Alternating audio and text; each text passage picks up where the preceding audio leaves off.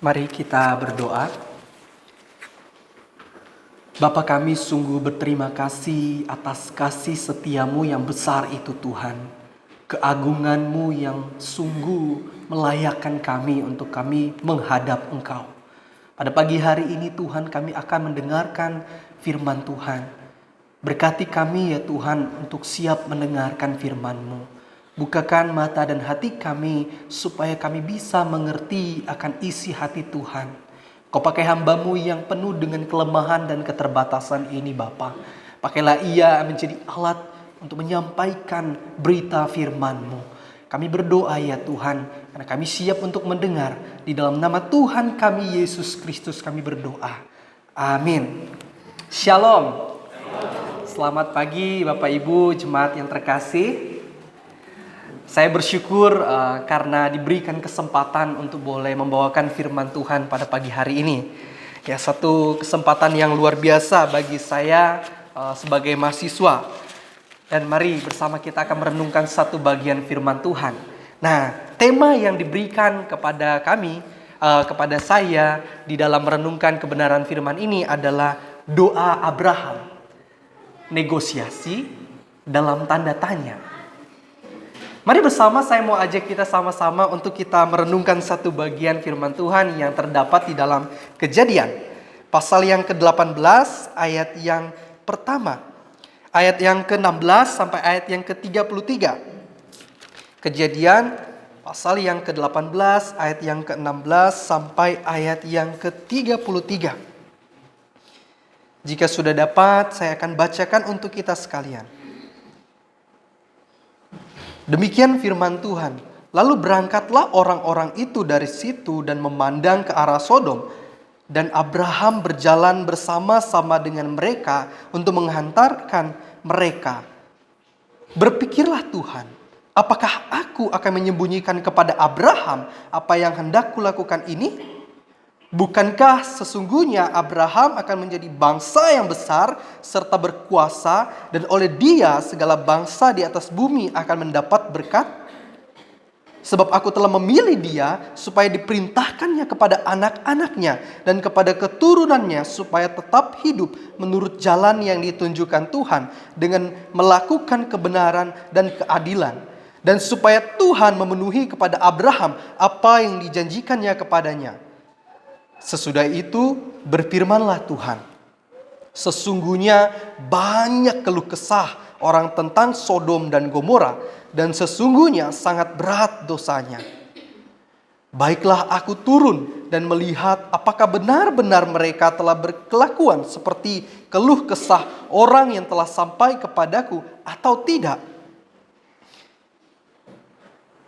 Aku hendak mengetahuinya. Lalu berpalinglah orang-orang itu dari situ dan berjalan ke Sodom. Tetapi Abraham masih tetap berdiri di hadapan Tuhan. Abraham datang mendekat dan berkata, apakah engkau akan melenyapkan orang benar bersama-sama dengan orang fasik? Bagaimana sekiranya ada 50 orang benar dalam kota itu? Apakah engkau akan melenyapkan tempat itu, dan tidakkah engkau mengampuninya karena ke-50 orang benar yang ada di dalamnya itu? Jauhlah kiranya daripadamu untuk berbuat demikian, membunuh orang benar bersama dengan orang fasik, sehingga orang benar itu seolah-olah sama dengan orang fasik. Jauhlah kiranya yang demikian daripadamu. Masakan hakim segenap bumi tidak menghukum dengan adil? Lalu Tuhan berfirman, jika kudapati 50 orang benar dalam kota Sodom, aku akan mengampuni seluruh tempat itu karena mereka.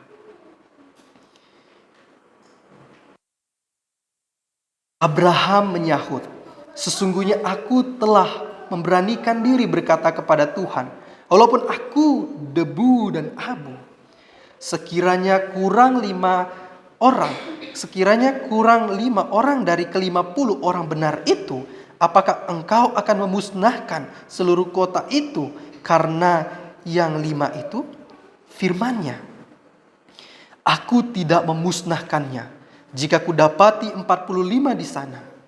Lagi Abraham melanjutkan perkataannya kepadanya, sekiranya 40 didapati di sana, Firman-Nya, aku tidak akan berbuat demikian jika ku dapati 30 di sana. Katanya, sesungguhnya aku telah memberanikan diri berkata kepada Tuhan, sekiranya 20 didapati di sana. Firman Tuhan lagi berkata, aku tidak akan memusnahkannya karena yang 20 itu.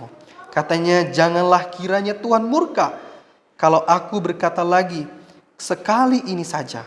Sekiranya 10 didapati di sana, firman-Nya, aku tidak akan memusnahkannya karena yang 10 itu. Lalu pergilah Tuhan setelah ia selesai berfirman kepada Abraham, dan kembalilah Abraham ke tempat tinggalnya. Demikian jauh firman Tuhan yang sudah kita bacakan, dan berbahagialah kita yang mendengarkannya, dan lebih-lebih lagi kita yang melakukan firman Tuhan. Nah, Bapak Ibu Saudara yang dikasihi oleh Tuhan, ketika saya merenungkan satu tema firman Tuhan, dan saya baca renungkan kembali teks di mana kisah narasi Abraham ketika dia berjumpa dengan Tuhan. Saat itu ada satu pertanyaan yang timbul dalam hati saya. Saya bilang begini, kalau begitu apa perbedaan antara permohonan dan negosiasi? Nah, apa perbedaan antara permohonan dan negosiasi? Jadi ketika saya coba pikirkan kembali, ini negosiasi apa permohonan? Nah, jadi dari situ aja. Ya, saya coba lihat dalam beberapa buku bicara tentang ilmu komunikasi dan interaksi ya sosial ya. Jadi saya coba definisikan bahwa permohonan itu adalah sebuah tindakan meminta sesuatu kepada orang lain. Nah, dengan harapan pihak tersebut akan memenuhi permintaan itu. Nah, jadi permohonan itu definisinya kita meminta, berharap. Jadi, nah sebagai contoh, saya ambilkan satu contoh yang contohnya misalnya ya, Saudara Fekli. Nah, saya memohon kepada Fekli untuk mencabut tuntutan penjara terhadap adik saya yang kriminal karena mencuri motornya. Saya memohon kepada Fekli supaya dia mencabut tuntutan itu di kepolisian. Jangan, karena saya memohon kepadanya dengan penuh mencucurkan air mata, timbullah belas kasih di dalam hati Fekli.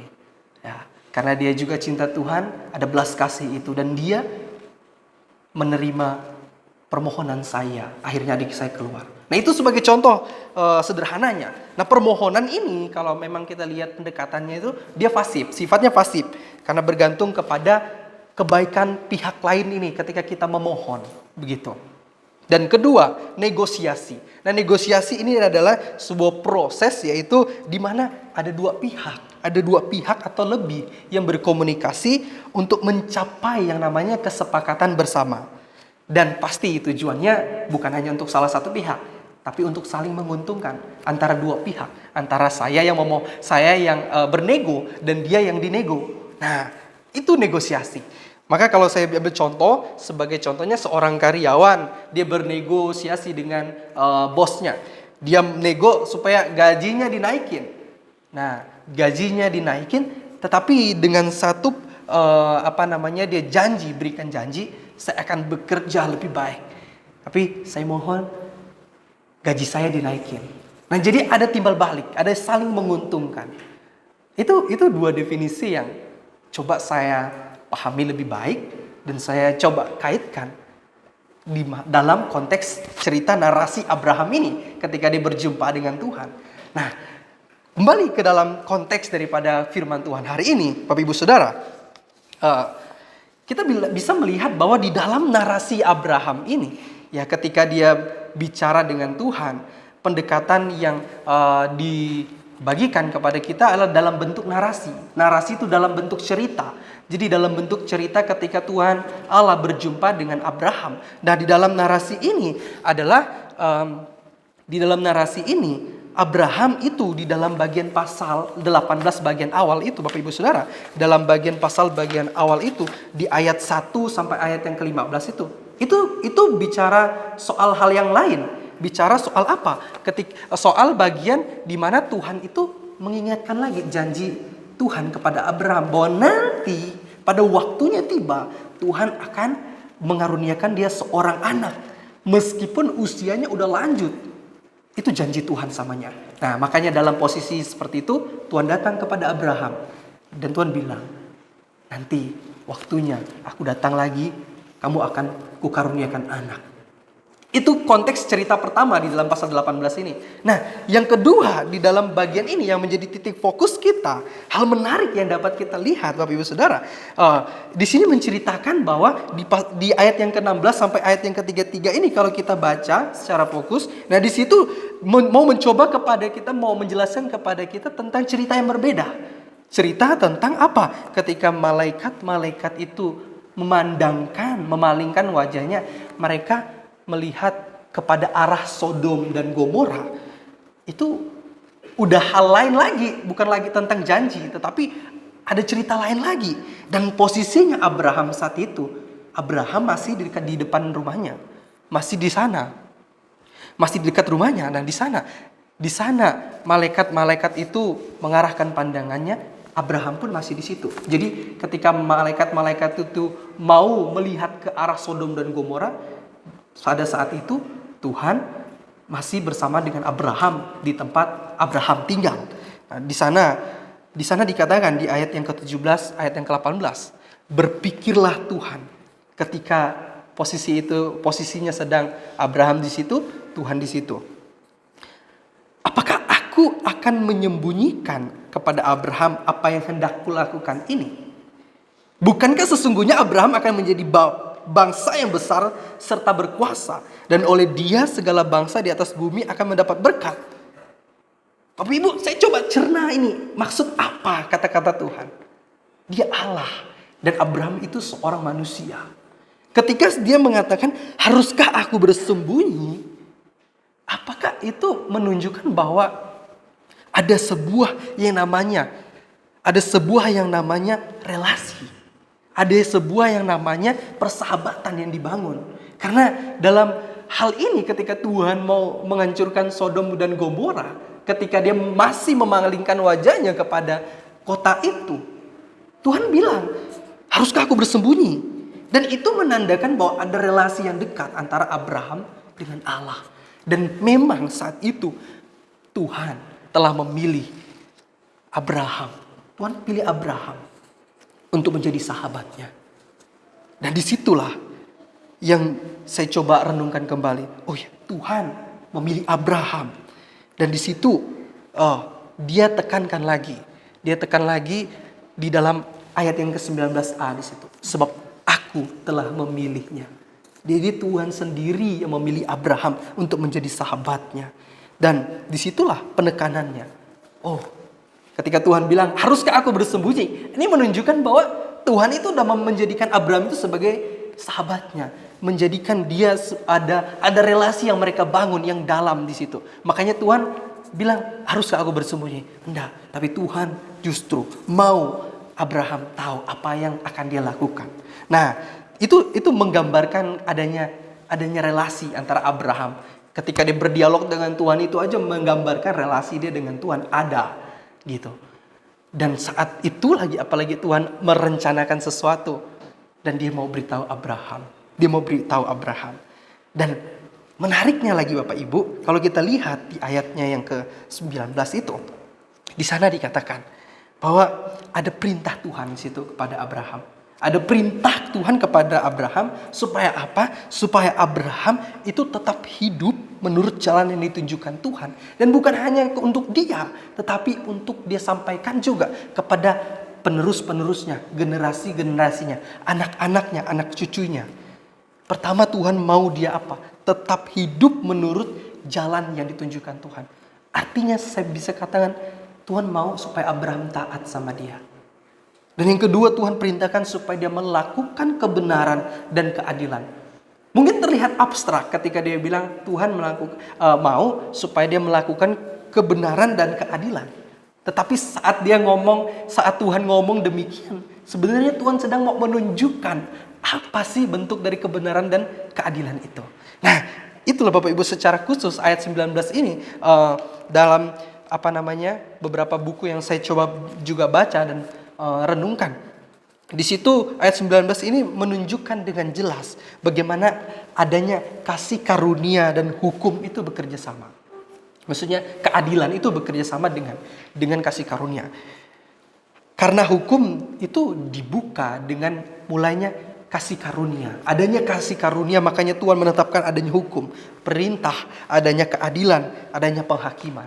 Yang pada akhirnya ketika Tuhan memberikan kasih karunia itu Abraham dapat mengenalnya dan Tuhan memilihnya. Tuhan mau Abraham pun tetap melakukan perintah Tuhan. Itu dengan melakukan keadilan dengan kebenaran. Nah, karena itulah ketika Tuhan bilang demikian, di bagian berikutnya Tuhan bilang apa? Supaya apa? Supaya Tuhan dapat memberikan apa yang dijanjikannya. Nah, artinya ada yang Tuhan mau Abraham ini lakukan ketika dia menyampaikan cerita, narasi tentang Sodom dan Gomora ini. Ada maksud Tuhan ketika Tuhan bicara demikian begitu. Bukan hanya sekedar cerita yang sebentar lalu, enggak, tetapi ada maksud Tuhan.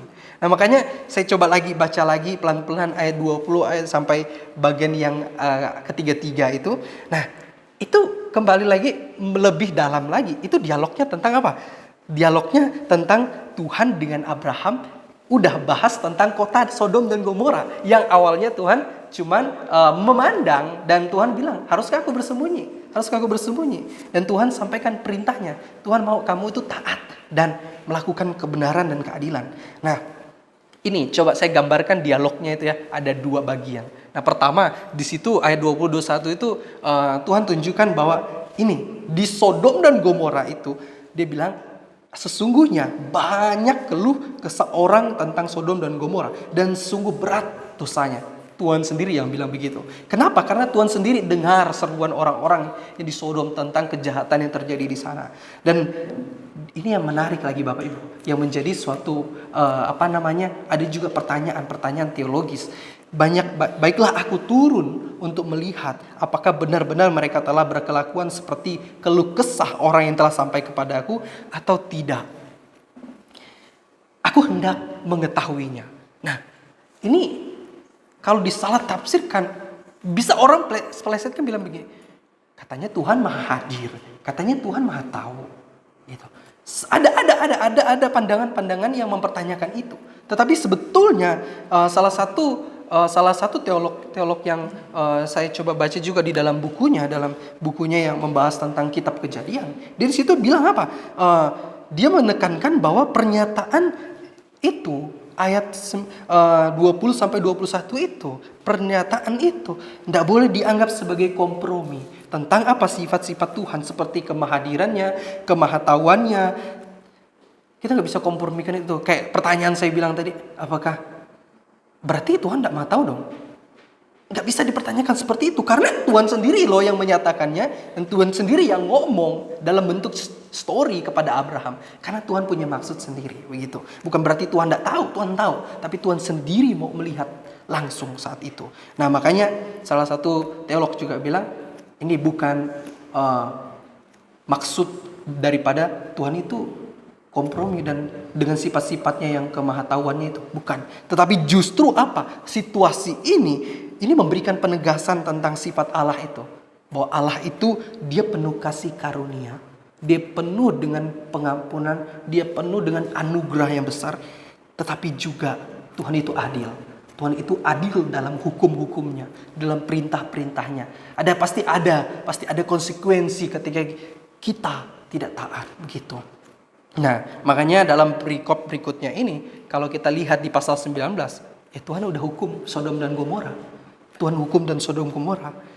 Dan memang malaikat-malaikat situ yang diutus Tuhan untuk menjadi tanda bukti bahwa ketika kamu tidak melakukan kebenaran seperti Sodom dan Gomora, dimusnahkan, dihancurkan.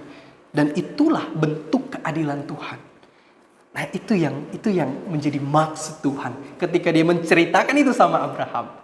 Nah, jadi perbedaannya itu memang ketika Tuhan membuat cerita seperti ini, sebetulnya dia bukan Bukan dia tidak tahu, bukan karena kebetulan, tetapi karena Tuhan sendiri mau Abraham itu tahu apa yang dimaksud dengan kebenaran dan keadilan.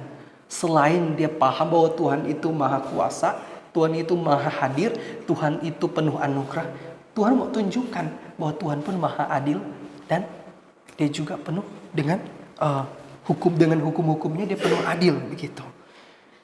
Dan Tuhan itu tidak perlu didesak Bapak Ibu. Tuhan itu tidak perlu didesak supaya dia melakukan keadilan. Karena sudah menjadi sifatnya atau naturnya sebagai Allah. Adalah Allah yang penuh kasih, dia juga adalah yang adil dalam segala jalannya. Nah makanya dialognya antara Abraham dengan Tuhan itu Bapak Ibu, saya mau tekankan bahwa Abraham sendiri yang Tuhan tuh mau supaya dia alami Tuhan. Tuhan sendiri mau Abraham itu mengalami Tuhan dan tahu mempertimbangkan isu-isu tentang bagaimana bentuk keadilan Tuhan dan bagaimana kita harus melakukan yang benar gitu.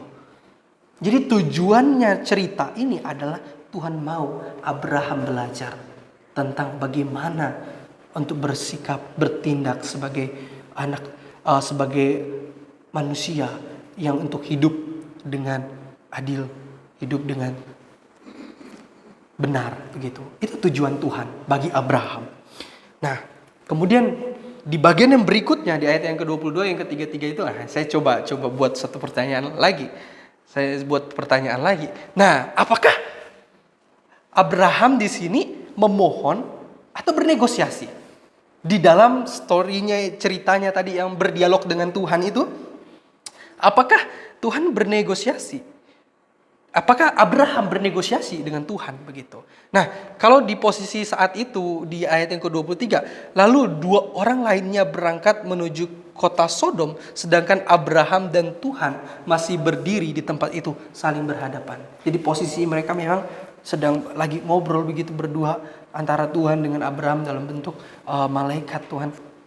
Tuhan bicara dengan Abraham dan disitulah Abraham memulai pembicaraannya. Dan Abraham memohon supaya apa? Tuhan, untuk adakah sekiranya untuk 50 orang benar dalam kota itu, dan Tuhan setuju enggak mengampuni kota itu? Gitu. Itu pertanyaan yang coba saya juga bahasakan dalam bahasa kita. Dan ketika kita baca dari awal dari ayat 22 sampai 33 nih, pasti ada terkesan dalam pikiran kita, oh iya ya, Abraham ini nego sama Tuhan. Abraham ini dia minta nih sama Tuhan ini. Kayak dia nego supaya orang ini diselamatkan begini-begini. Dia nego sama Tuhan sekian orang.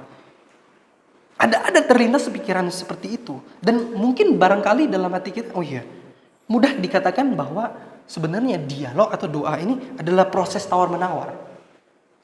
Tetapi Bapak Ibu, kata yang tepat untuk dialog ini bukan tawar-menawar, bukan bernegosiasi, tapi adalah permohonan penuh. Makanya saya coba gambarkan permohonan penuh tuh ketika saya memohon tadi sama Fikli sambil mencucurkan air mata karena memohon dengan sangat gitu. Tuhan, sekiranya sekian gimana Tuhan? Sekiranya sekian boleh enggak Tuhan? Jadi sebetulnya bukan bernegosiasi, tetapi Abraham mengharapkan bahwa kota itu jangan dimusnahkan Tuhan.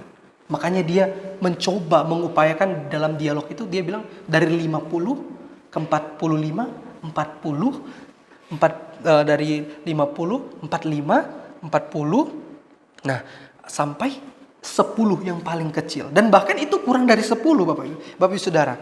Nah, Abraham sebetulnya ketika dia memohon demikian, dia udah paham. Dia paham bahwa Tuhan itu adil. Dia paham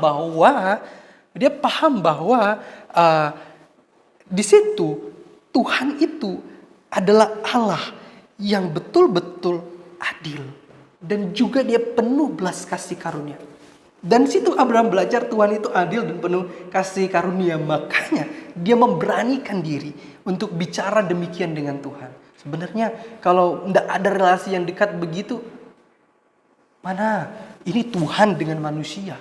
Kalau Abraham tidak punya relasi yang dekat dengan Tuhan, mungkin bisa dikatakan, ya mungkin Abraham udah menikmati begitu karena berhadapan dengan Tuhan dia tidak layak. Tapi Tuhan ini mendatangi dia ngomong sendiri, Itu menandakan dia punya relasi dekat. Dan ketika dia memohon demikian, ini yang menarik Bapak Ibu Saudara, yang saya juga pelajari. Nah, dia mengatakan, masakan hakim segenap bumi tidak menghukum dengan adil? Pertanyaan itu bukan berarti Abraham itu mempertanyakan keadilan Tuhan, bukan. Tetapi Abraham mau menyatakan, Tuhan ini adil. Sebetulnya Tuhan adil. Maukah Tuhan mengampuni mereka? Makanya itu sebenarnya permohonan Abraham yang dibuat dalam bentuk pertanyaan. Pertanyaan retoris yang enggak usah dijawab, gitu, enggak perlu dijawab. Tuhan pun enggak jawab karena Tuhan udah tahu, begitu. Abraham tahu. Tuhan tahu, Abraham ini pun tahu Tuhan itu adil. Makanya Abraham bicara seperti itu. Nah, kita lihat di dalam ayat 27, 30, 31, 32. Di dalam permohonannya Abraham, kalimat ini diulang-ulang terus Bapak Ibu. Diulang-ulang terus. Kalimat itu, kalau diulang-ulang, itu menandakan bahwa itu penting.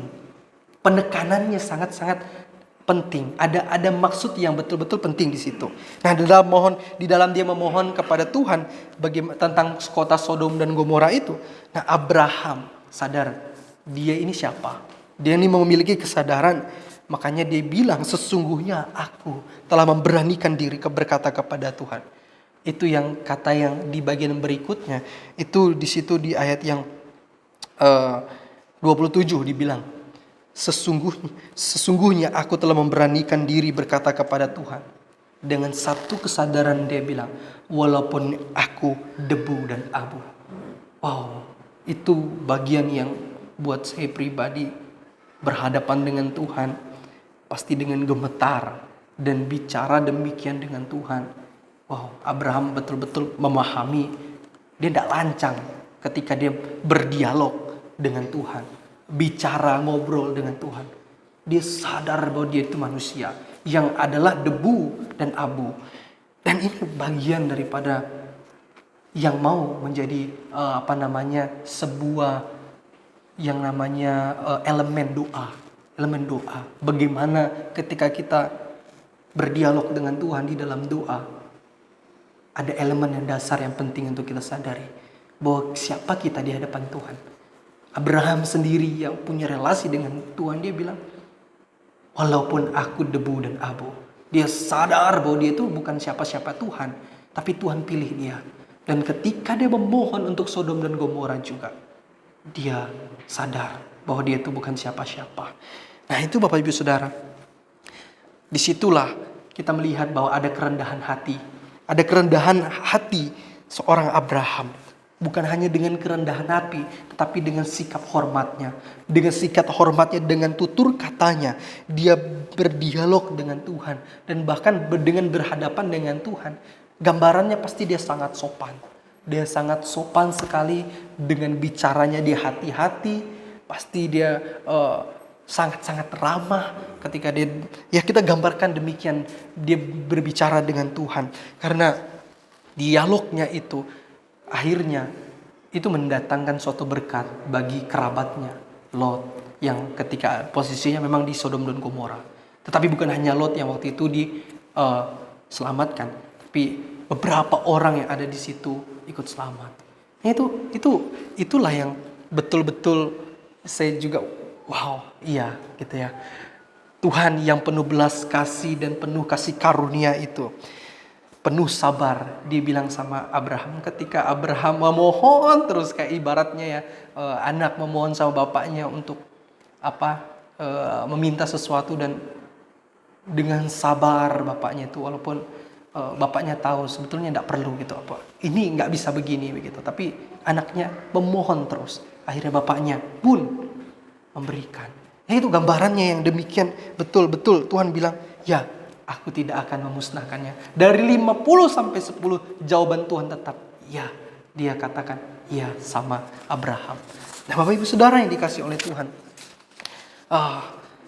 Inilah yang mau coba kita juga sama-sama terapkan dalam hidup kita. Kita belajar bersama-sama. Kalau kita kaitkan, karena doa itu adalah dialog.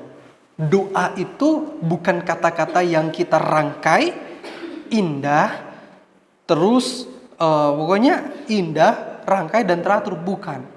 Ketika kita berdoa, itu kita sedang berdialog dengan Tuhan. Makanya narasi ini menjadi suatu menjadi suatu pembelajaran berharga ketika di konteks zaman ini, ketika kita anak-anak Tuhan mau berdialog dengan Tuhan. Narasinya ini diambil sebagai bentuk dari yang namanya bentuk formula doa syafaat kita kepada Tuhan tentang berbagai hal dalam hidup kita. Nah, ini yang menjadi satu bagian yang menarik untuk kita belajari bersama. Karena narasi Abraham untuk kalau di dalam LAI itu kasih judulnya kan doa syafaat Abraham untuk Sodom dan Gomora kan. Nah, di dalam ini memberikan suatu pengalaman iman yang ya luar biasa ya. Karena siapa yang pernah berjumpa dengan Tuhan muka dengan muka kalau bukan orang yang Tuhan pilih secara khusus. Dan itu memberikan satu pembelajaran iman yang luar biasa. Pembelajaran yang Tuhan juga mau kita belajar dari cerita ini. Begitu. Bagaimana di dalam kita berdialog dengan Tuhan. Di dalam zaman kita yang saat ini, doa Abraham itu. Jangan sampai kita salah berdoa. Karena ketika kita berdoa yang kita harus sadar, kita nih bukan siapa-siapa. Makanya tidak bisa negosiasi. Yang paling harus kita lakukan adalah kita sadar kita ini adalah debu dan kita memohon dengan permohonan yang sangat kepada Tuhan. Dan apapun jawaban Tuhan itu yang terbaik. Nah, itu formula yang pertama yang dibagikan. Dan ada elemen penting juga yang harus kita lihat bahwa Tuhan, ketika Tuhan izinkan Abraham untuk masuk dalam cerita Sodom dan Gomora ini. Sebetulnya tidak perlu sebenarnya Tuhan kasih tahu Tuhan mau menghancurkan ini. Tapi itu kan bukan urusan Abraham, ini urusannya Tuhan mau hancurkan ini. Tapi Tuhan buat Abraham itu tahu cerita ini supaya apa? Tuhan mau supaya Abraham itu yang belajar. Doa Abraham ini bukan sebuah upaya negosiasi. Karena yang buat cerita ini Tuhan sendiri dengan Abraham. Tuhan sendiri yang merancangnya. Dan Tuhan yang mau Abraham itu belajar mengerti belas kasih dan juga keadilan Tuhan. Makanya di situ saya ambil lagi bagian yang sangat-sangat berharga buat kita, bisa kita hidup, bisa kita maknai dalam hidup kita bahwa Allah itu penuh kasih karunia, Bapak Ibu, Saudara. Dia juga adalah Allah yang penuh pengampunan. Tetapi jangan sampai kita lupa bahwa Dia pun adalah Allah yang adil. Dia adalah Allah yang betul-betul adil di dalam jalannya. Nah, begitu. Makanya Abraham ini bukan negosiasi, itu yang saya bilang tadi, yang menyebabkannya. Karena yang merancang cerita ini tuh Tuhan. Dan Tuhan yang mau Abraham tahu. Makanya ini bukan negosiasi. Tapi Tuhan sendiri yang mau Abraham itu belajar ngerti tentang belas kasih dan keadilan Tuhan. Di saat itu Abraham memohon, Tuhan jawab iya. Itu belas kasih Tuhan, anugerah Tuhan. Tapi di dalam bagian berikutnya, Tuhan juga adil. Dia tetap musnahkan Sodom dan Gomora. Meskipun ada orang yang diselamatkan di sana. Oh, itu yang sangat luar biasa, Bapak Ibu Saudara. Itu yang saya juga, ya benar. Ini yang harus kita diingat terus, begitu. Ya, karena itu saya coba rangkum dan saya ambil intisarinya. Makanya di situ saya bilang prinsip doa syafaat. Kita diingatkan untuk kita sadar bahwa penting sekali menaikkan doa syafaat. Pertama, berdoa baik secara untuk pribadi kita, untuk diri kita, relasi kita dengan Tuhan itu yang sangat dasar yang harus kita hidupi. Karena ketika kita tanpa Tuhan, ketika kita tidak berdialog dengan Tuhan aja, kita tahu kita ini debu dan abu. Sebentar bernafas, kalau Tuhan bilang selesai. Bagaimana kalau kita membangun relasi yang intim dengan Tuhan? Kesadaran itu pasti terus ada. Dan doa syafaat inilah, dialog inilah yang selalu harus kita lakukan. Nah, makanya juga yang saya coba lihat dalam gereja kita, Trinity, doa-doa syafaat itu terus kita naikkan setiap minggu, setiap hari. Dan doa-doa syafaat itulah Mari terus kita hidupi. Itu sebagai contoh yang luar biasa yang udah kita hidupi di sini. Dan yang kedua, kita juga diajarkan untuk kita berdoa di hadapan Tuhan, berdialog dengan Tuhan itu yang dengan penuh kerendahan hati. Kita penuh dengan kerendahan hati, dengan kesadaran kita ini debu dan abu, dan tunjukkan rasa hormat. Hormat di hadapan Tuhan. Bukan dengan gamblangnya kita berbicara kepada Tuhan dan kemudian kita bernego, istilahnya menjanjikan dengan Tuhan ada keuntungan yang kita dapat dan Tuhan dapat. Bukan demikian, karena ketika kita memohon dengan Tuhan, apapun yang kita mohonkan, setiap jawaban yang Tuhan berikan, entah itu sesuai dengan apa yang kita inginkan dengan atau tidak yang kita inginkan, itu yang terbaik. Itu yang terbaik untuk kita. Makanya di dalam doa kita wajar kalau ada jawaban doa yang Tuhan bilang enggak. Karena apa? Ada yang lebih lagi baik Tuhan mau sampaikan, berikan daripada apa yang kita mohonkan. Kadang-kala demikian Bapak Ibu Saudara. Itu yang perlu kita pahami, bahwa kesadaran kita ini debu dan abu. Siapa kita di hadapan Tuhan? Itu yang kedua. Dan yang ketiga juga Bapak Ibu Saudara, kita diteguhkan dalam iman percaya kita. Supaya apa? Kita ini memahami Allah kita itu adalah Allah yang kasih, Allah yang penuh belas kasih, tetapi juga dia adil.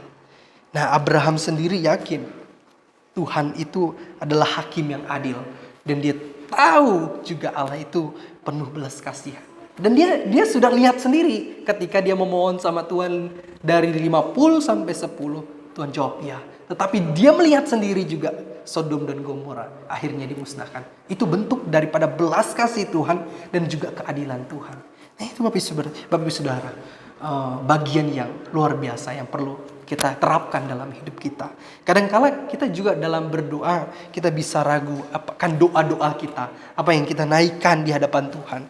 Bahkan kadang-kala Tuhan izinkan juga berbagai situasi sulit itu melanda kita. Situasi sulit itu melanda kita. Kadang-kala kita nggak ngerti kita harus lakukan apa. Ketika situasi itu terjadi, Tuhan mau sebetulnya kita itu datang sama Dia, berdialog dengan Dia, menyatakan apa yang menjadi keluh kesah kita. Situasi-situasi yang demikianlah yang kadang membentuk kehidupan relasi kita pribadi dengan Tuhan. Kadang-kala kita harus disentil Tuhan dulu baru kita mau ngomong sama Tuhan, ya kan?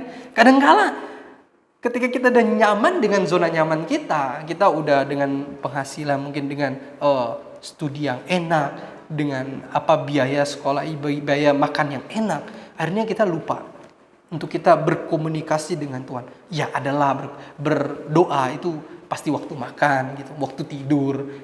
Tetapi sebetulnya Tuhan mau kita berrelasi itu setiap saat. Setiap apapun yang menjadi langkah kita, apa yang menjadi pilihan kita, atau apapun yang kita gumulkan, Tuhan rindu kita berdialog dengan Dia. Dan bahkan bukan hanya untuk diri kita, tapi Tuhan sendiri tunjukkan, Tuhan lewat Abraham narasi ini, dia juga sebetulnya adalah berdoa untuk Sodom dan Gomora kepada Tuhan secara langsung. Dan Tuhan jawab, ya. Tuhan berikan jawabannya di situ. Nah, Bapak Ibu Saudara, inilah yang luar biasa yang telah kita pelajari. Biarlah kita pegang terus prinsip iman ini, karena bukan prinsip moral yang kita terima ini. Karena bukan prinsip moral yang umum yang kita dapatkan di luar, bukan. Tapi ini prinsip iman yang Tuhan sendiri nyatakan lewat Abraham, dan Dia mau kita juga hidupi. Begitu. Makanya saya senang sebut ini sebagai prinsip iman dalam berdoa syafaat. Berdoa secara pribadi maupun untuk komunal. Begitu. Dan biarlah dengan kerendahan hati, dengan rasa hormat, kita sadar juga dengan kesadaran yang penuh kita ini debu dan abu. Kita pegang iman bahwa Allah kita itu adalah Allah yang adil dan penuh belas kasih, yang pasti menjawab doa-doa kita seturut dengan kehendak-Nya. Nah, makanya saya coba lihat lagi dalam konteks perjanjian baru. Di sana Yakobus rasulnya Tuhan juga bilang di dalam Yakobus 5 ayat 16, karena itu hendaklah kamu saling mengaku dosamu dan saling mendoakan supaya kamu sembuh. Doa orang yang benar, bila dengan yakin didoakan, sangat besar kuasanya. Biarlah itu menjadi satu ya kehidupan yang boleh transformasi kehidupan doa kita, dialog kita, relasi kita dengan Tuhan. Karena kita